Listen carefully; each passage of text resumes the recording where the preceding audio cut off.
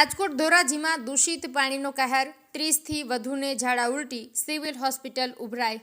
પાંચપીરવાડી વિસ્તારમાં ગટરનું પાણી પીવાની લાઇનમાં ભળી જતા રોગચાળો ફાટી નીકળ્યો, તંત્ર સામે પ્રચંડ રોષ। ધોરાજીના પાંચપીરવાડી વિસ્તારમાં છેલ્લા 3 દિવસથી ભૂગર્ભ ગટરનું દૂષિત પાણી પીવાની લાઇનમાં ભળી જતા ગંભીર પરિસ્થિતિ સર્જાઈ છે।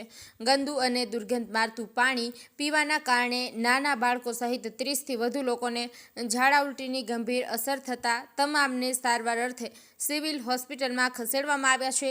એકસાથે આટલી મોટી સંખ્યામાં દર્દીઓ આવતા સિવિલ હોસ્પિટલના વોર્ડ દર્દીઓથી ઉભરાઈ ગયા હતા અને બેડ ખૂટી પડ્યા હોવાની સ્થિતિ સર્જાઈ હતી। વારંવારની રજૂઆતો છતાં નગરપાલિકા તંત્ર દ્વારા કોઈ પગલાં ન લેવાતા સ્થાનિકોમાં ભારે આક્રોશ જોવા મળી રહ્યો છે।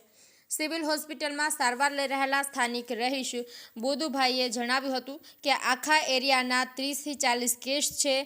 3 દિવસથી આ જ પોઝિશન છે। અત્યારે હોસ્પિટલમાં 15થી 20 લોકો દાખલ છે, પરંતુ જગ્યા ન હોવાના કારણે બાકીના લોકોને દવા આપીને રજા આપી દેવાય છે।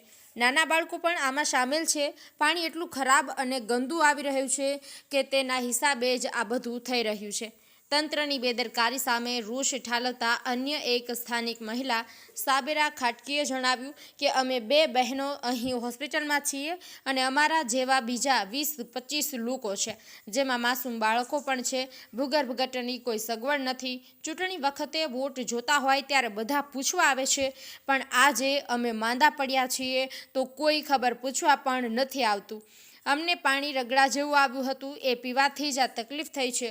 લોકોનો સીધો આરોપ છે કે તંત્રની ઘોર બેદરકારીનો ભોગ સામાન્ય નાગરિકો અને ભૂલકાઓ બની રહ્યા છે। લોકોની તાત્કાલિક ધોરણે પીવાના શુદ્ધ પાણીની વ્યવસ્થા કરવા અને ગટર લાઇનની સમસ્યાનું કાયમી નિરાકરણ લાવવાની પ્રબળ માંગ છે। મારું નામ સાબેરા સિતાર ખાટકી, બહારપુરા પાંચપીરની વાડી હાજીપીર દરગાહ પાસે। અમે 2 બહેનો અહીંયા સિવિલ હોસ્પિટલમાં છીએ ને બીજા એવા 20થી 25 જણા અહીંયા અમારા પાસે છે ને બીજામાં નામાસૂમ બચ્ચા બી છે। કોઈ જાતની કોઈ સગવડ કરતું નથી।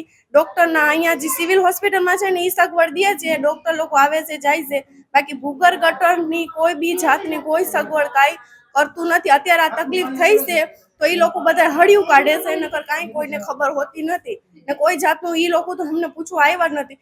વોટ જોતો હોય ત્યારે અમને બધાને આ હું થયું, ફલાણું થયું, ઢીકડું થયું, એ અમને બાબત અહીંયા પૂછવા આવે છે। અત્યારે અમે અહીંયા માંદા પડ્યા છે તો અમને ખોટા બાને કોઈ પૂછતુંય નથી।